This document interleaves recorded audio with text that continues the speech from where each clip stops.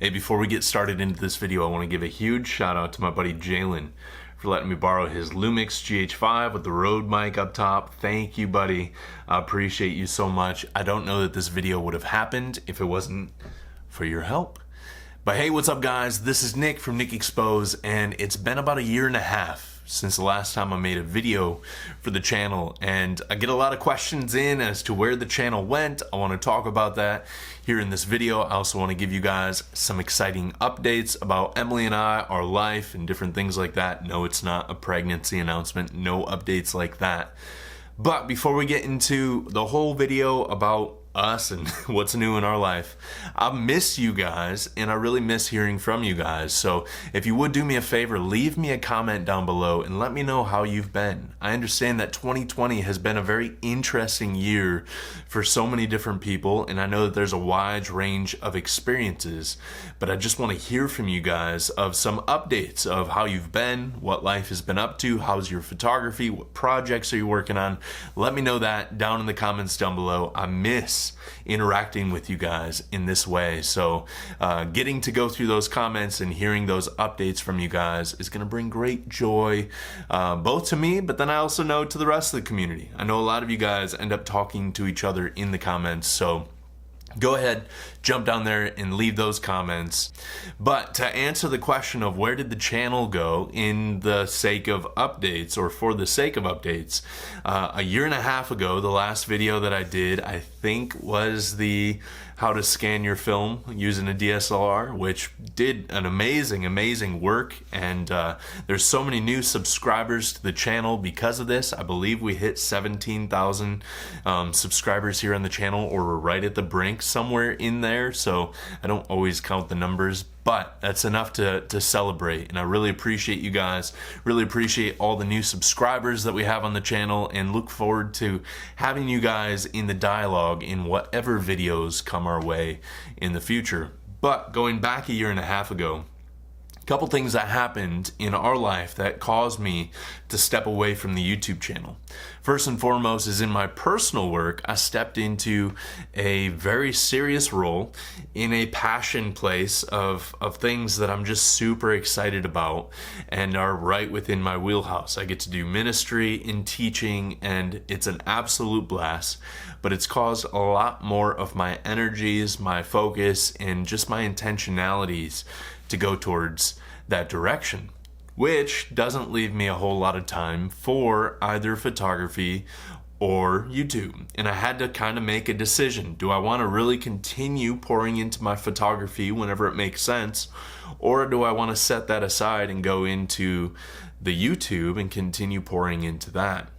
And the issue is the YouTube was always an overflow from my photography, and I knew that if I threw that away and just tried to do YouTube, it would become something that I never wanted to become in the first place. So I had to pause the channel. Didn't even have time or energy to be able to make a video to say, hey, we're pausing the channel. I just went full force into my work and then full force into creating the side projects that I was doing. Anyway, with all that being said, at the same time, Emily and I sat down and we started looking at what would it look like for us to make a large purchasing decision, aka a house, which is exactly where I am today. To jump to the punchline, we just bought a house. We bought a house right after quarantine, or at least right after quarantine here in Michigan. And it's an absolutely amazing house. But over the last year and a half, we had lots of ducks to put in a row, as they say, in order to be able to make that purchasing decision. So a lot of our focus was put towards, for me specifically, what equipment can I sell, what photo books can I sell to start getting finances around to be able to put this down payment down on this house. You can imagine having two artists within the family, we weren't always the best at saving money. So we needed to do different things in order to position ourselves to be able to get this house. But now we're a month in. We've been here for just a little bit over a month. We moved in August 1st into this house, and it's absolutely incredible. I am so glad that we went through all the process that we did in order to get this place. It's just amazing. I can't even describe the feeling that it is. For any of the homeowners out there, you're like, yeah, I know I've been in my house for years, but for us, this is our first home. We've been in the apartment for the last 6 years, and although we liked that for a season, it started getting old, and we definitely knew that we wanted to have a space that we could call our own. So a couple cool things that come with that you guys would find interesting because it's artistic related. We ended up getting a house, and one of the big things that we were looking for was a 2-stall garage that we can convert into a studio space for Emily. So that's a big project that we have coming up that we're going to do for her, to be able to have her have a space where she can create her large installations that she does, her drawings that she does. If you're not following Emily over on Instagram, you need to check it out. The level of work, the caliber of work, I've said it so many times on the channel, is so much greater than the stuff that I'm doing. And if you guys find my stuff interesting, you need to go over and check her stuff out. I'll link to it up top and down below. But anyway, we really wanted to get a space that she could have for her stuff. But then it just worked out in this house to where in the basement there's already a room boxed off, framed off, that is as if they were building it out for me to have a darkroom. There's hot and cold water access, there's drain pipage for putting in a sink in there for the wet side of the darkroom, there's electricity, and it's a big enough room to where it's much larger than my little cramped bathroom that I was working out of back at the apartment. So I'm super excited to be able to have that. Speaking of darkroom stuff, I was out in Chicago last weekend, and a buddy of mine here in the community, Ty, it's Ty in black and white over on Instagram, had a bunch of darkroom equipment that he had posted up that he was giving away. I contacted him, and we got together last weekend for him to give me all sorts of different darkroom equipment, print trays, grain focuser, chemistry, all sorts of different things that Ty gave me. So thank you so much. I encourage you guys to go over and check his Instagram out as well. He's creating all sorts of work that's right within the realm of the stuff that I create. So if you like my work, you're gonna love his work. But dude, Ty, and actually to Ty's wife as well, because she was holding on to a grain focuser that carried kind of some sentimental weight to her. Both of them gave that stuff over to me. I'm going to put it to good work, and I appreciate you guys for giving that. But transitioning over to another part of the basement, I actually have a whole corner in another part of the basement that is a print prep station. I have new flat file cabinets for years. I've wanted to get flat file cabinets, and just worked out to where our church where I work had some in the storage that we were getting rid of, and I was able to scoop those up so I could carry all of my negatives in one of the drawer, my prints in another drawer, shipping materials. I have community zines in an entire drawer, community prints, and it's a fantastic little station for me to do scanning on top of, for me to do print prep for different exhibitions on top of, or for print sales. I have my hot press, my heat press for flattening different darkroom prints. All of that can happen over in that section. So as time goes on, that section of the basement's going to kind of develop out a little bit more and more into a nice little studio space for me to be able to do my stuff. So within this house, we have a space for Emily and her artwork, a space for me and my artwork. We also have plenty of space for hosting that Emily and I love doing. So we're really, really excited, and I appreciate how much of the community was really following that journey along. We had a lot of people over on Instagram that were purchasing prints or purchasing books or purchasing camera equipment to help me get all of that funds around to help out with the down payment that we had for this house. With that being said, there's also another update for my photography that if you've been following the Instagram, you'll know I actually moved away from shooting my Leica M2, which if you've been following the channel for any length of time, you probably know that comes as a surprise to a lot of different people because that was my baby. But in the last year and a half of really going through and asking myself what's really important throughout all this process, I decided that us getting this house, us moving forward, me getting a space for my wife to be able to create was much more important than me having the luxury equipment that a Leica is. It's an amazing camera, absolutely my favorite camera. I hope to get another one in the future. But in selling that, especially the rare Leica that I had, I can't remember the exact number of Leica M2Ms that were ever produced, but I have a feeling it was like 150 to 175, something like that. So it was pretty rare. I didn't need that. I ended up selling that. We took a large chunk of change from all the different Leica equipment that I had, and it made up for a big part of our down payment. But transitioning over to the big change is where a lot of people get frustrated or whatever for different reasons. Film people get frustrated when somebody starts shooting digital. But a very, very kind friend of mine, Kyle Shepard, here in the community, ended up gifting me a Fuji X Pro 1. Kyle and I met years ago to where we met through a mutual friend that was living here in town in Grand Rapids. Kyle's a film shooter, but he's also a wedding shooter. He's a coffee connoisseur. He and I have connected on so many different levels. I strongly suggest that you check out The Handsome Wade, which is his coffee account, or Kyle Loves Tori, which is their wedding account. Kyle is a fantastic photographer in his own right, and we met up in New York, I think 2018, or maybe it was 2019. Actually, no, it was 2019. It was last year. We met up in New York. We both happened to be in New York at the same time. And I was checking out the Fuji X Pro, and then shortly after that trip, he messaged me and said, "Hey man, I'm trying to see if I would miss my X Pro 1 if I ended up selling it. Do you want to give it a go for a little bit and just shoot it, and then I can see if I miss it not having it in my collection?" So I said, yeah. He sent it over. Time went on. He never asked for it back. And then eventually, long story short, he ended up texting me and saying, "Hey dude, Tori and I want to give that to you for Christmas." And it's been an absolutely amazing gift because I've started creating work that I wasn't creating with the Leica just for the simple fact that I could do color on here. Obviously, I know I could do color on the Leica, I could shoot color film, but if you've watched the channel for any length of time, you know that I have really no interest into getting into the color film realm. I do it in medium format. I love shooting portrait for portraits and all that kind of stuff, but I always send it off to the lab. I never want to get into color management, all these different aspects. So all that being said, again, that's a different conversation. This camera has opened up a completely new realm of work. When I sold off the Leica, I ended up taking a portion of the funds and bought two lenses for this guy. One is the 23mm f2, which is a 35mm equivalent, and then the other one is the 35mm f2, which is the 50mm equivalent.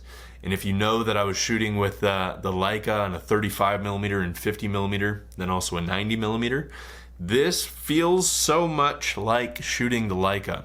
And I know a lot of Leica, enthusiasts, a lot of Leica purists will, say blasphemy. But at the same time, I just love this camera.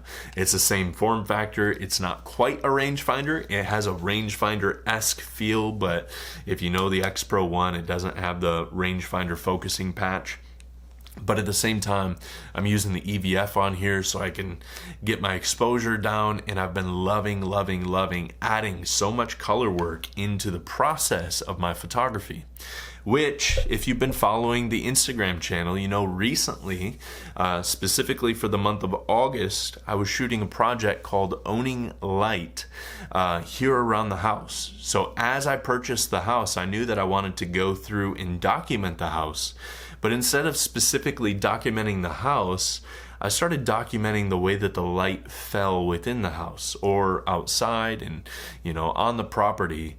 And it was a really interesting concept that I'll talk about in another video that I started diving into, of this concept of what does it look like to quote unquote own light. And I know it doesn't make sense, but at the same time, it gave me kind of a point of departure to go off of and start making work that I'm quite excited about, and started adding different color aspects into my work. which, if you know my background, I come from a graphic design background, so being able to emphasize some of the color muscles once again has been really refreshing. Not only that, but the black and white work that I create on here, I shoot in RAW and then I edit it into black and white in Lightroom, feels so much like my Leica work that I was making before. In fact, a lot of people have said, I can't distinguish between the one work and the other work. So I've been really loving this setup. So just for the sake of this channel, because I know that I've been a film nut in the past, and I know that so many people here in the community are big into film, I also want to put a lot of people at ease and say I'm not moving entirely away from film. We have plenty of film cameras around for me to be able to scratch the itch when necessary. And ironically, a majority of the cameras that I have, much like this camera here, were gifts. And I'm finding that the cameras that stick around for the long term are the ones that were gifted to me, and the ones that hold sentimental value more so than optically perfect value or anything like that, although we still have some very optically perfect cameras. So a couple of the other cameras that I'm still shooting is the Olympus Pen.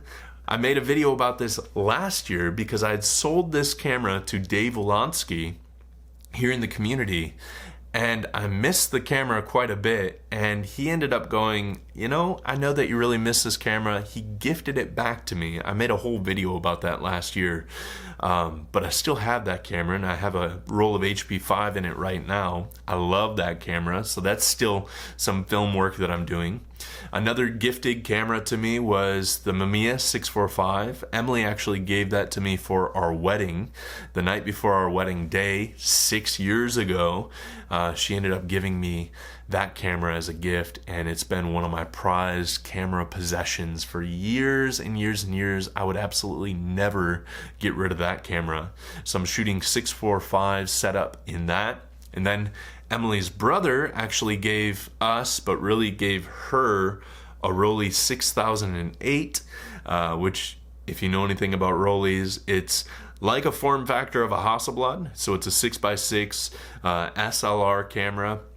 It's got a speed winder on the bottom, and it's incredible. The optics on it are absolutely beautiful Zeiss optics, and it's an incredible camera. I started shooting a series of, obviously, square format 6x6 black and white stills on that during quarantine, and I'm going to be working on a series for exhibition that I'm kind of piecing together. I don't have it planned out entirely yet.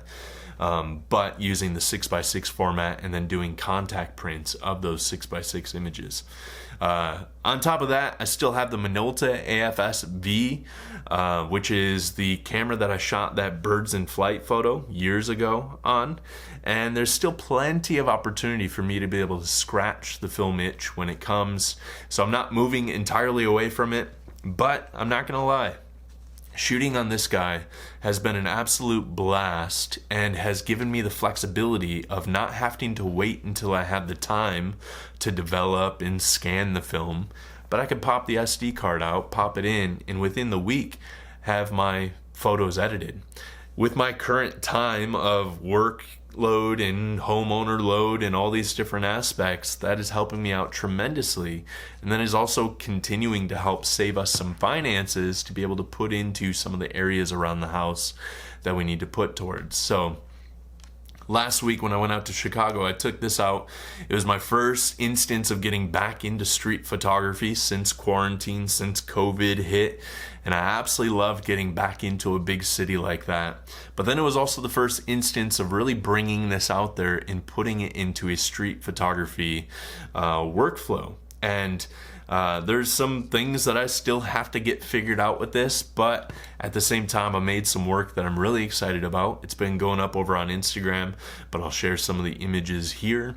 And really loving getting back into the whole swing of things, and I'm looking forward to when I can make it back out to New York. I know much of New York is still on lockdown, but when I could get back out there, Jacob Murphy, I'm coming for you, and we will get out there on the streets and walk around. But anyway, I'm rambling on. I realize I've been watching some of my older videos, And I just realized that I talk so quick in these things, so hopefully I'm not doing that. To talk about some videos coming up though, the big question that I get most often over on the channel is what happened to the videos, where did 2 Minute Tuesday go, and what can we expect moving forward? So my workload has not changed. I still have to make very specific decisions of what am I going to honor within my schedule. And unfortunately, I can't get back to weekly videos here on the channel. But like I said at the beginning of the video, is I do miss this interaction so much. So what I want to do is I want to take the 2 Minute Tuesday idea, or at least the things that I loved about the 2 Minute Tuesday. And it really became its own thing, and it was no longer 2 Minute Tuesday, it was more like 15 Minute Tuesday or whatnot. And I want to remove some of the restrictions from it, like the Tuesday aspect, to where it was going to come up every Tuesday, which I know is great for channel growth, but I'm not necessarily going for channel growth. I want to go for community growth.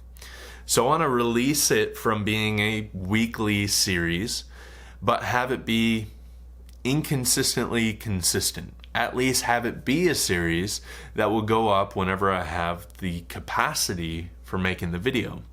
But the biggest thing that I loved about 2 Minute Tuesday, or at least where it ended up going, was really the aspects of talking in the community and dialoguing between the aspects of process and theory. The creative process that we go through, or at least me sharing some of my creative process as far as shooting and printing and all these different aspects, but then also the theory aspect behind it, the more philosophical side of why do we shoot the things that we shoot, and what are we trying to say with the things that we're putting out there into the public's eye. And I really want to focus on those two aspects and continue having dialogues and conversations around those. So the 2 Minute Tuesday series is going to get rebranded and restructured as a completely new thing called Process and Theory. These videos, whether they're more produced like this to where I could borrow a camera like that, I sold off my Lumix, so I don't have a video camera set up like this. Whether it's on my iPhone or on this, I just want to be able to sit down in front of the camera and throw out a couple ideas for us to be able to talk through, and then for the rest of the community to be able to talk through as well.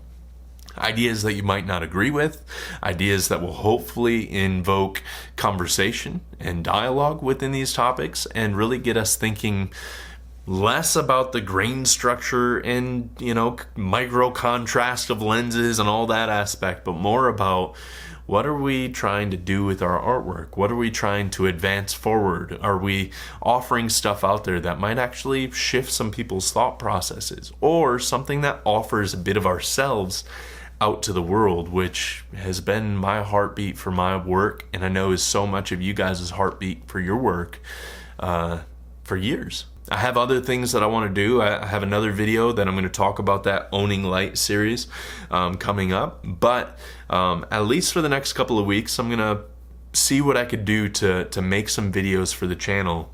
But then moving forward, if we could continue the dialogue as frequent as we can, and I don't know what that looks like, and I'm not making any promises because I always get myself in some issues and some troubles when I make promises that I can't keep.